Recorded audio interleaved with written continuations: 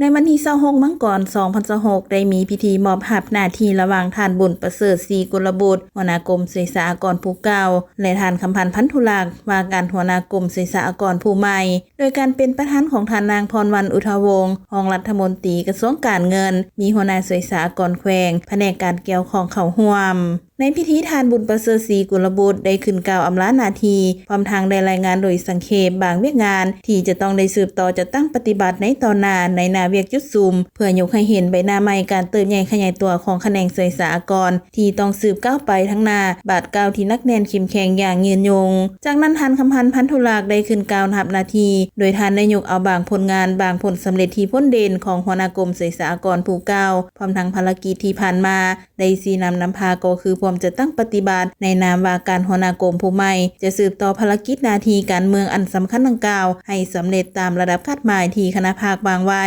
โอกาสนี้ท่านนางพรวรรณอุทวงศ์ได้มีคำเห็นว่าการซับซ้อนและมอบหับหน้าที่ถือเป็นเวียกงานปกติของเวียกงานกงจากการจัดตั้งอย่างใดก็ตามคณะภาคคณะกระทรวงขอแสดงความสมเสยสหายในการประกอบส่วนเพื่อแห่งสติปัญญาในภารกิจหน้าที่การเมืองของหัวหน้ากรมศึกษากรผู้เก่าอย่างตั้งหน้าขอให้สืบต่อประสานช่วยเหลือแลกเปลี่ยนบทเรียนประสบการณ์กันเป็นระยะเพื่อสืบต่อเวียกงานจุดศูนย์ที่พร้อมจะตั้งปฏิบัติแผนงานให้สำเร็จลุล่วงว่าการหัวหน้ากรมผู้ใหม่ให้เพิ่มทวีความรับผิดชอบที่นำพาสืบต่อขับเคลื่อนภารกิจโดยเฉพาะเวียกงานจุดซุ่มที่ยังบ่ทันสำเร็จจะตั้งพันขยายหำเฮียนเอาบทเรียนและผลงานอันพ้นเด่นของอดีตหัวหน้ากรมประสานสมทบอย่างกลมเกี่ยวกันอย่างสนิทแน่นเพื่อพร้อมกันสืบต่อภารกิจหน้าที่การเมืองบรรลุได้ตามระดับคาดหมายที่วางไว้